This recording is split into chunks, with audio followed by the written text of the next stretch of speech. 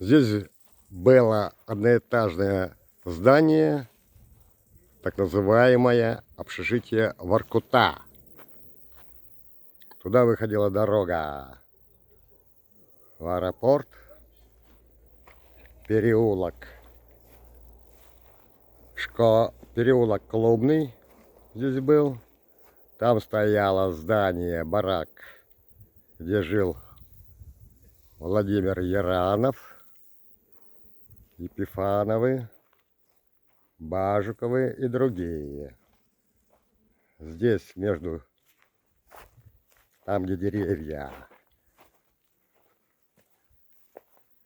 переулок Школьный и переулок Клубный, было здание столовой, которая сгорела в 50-х.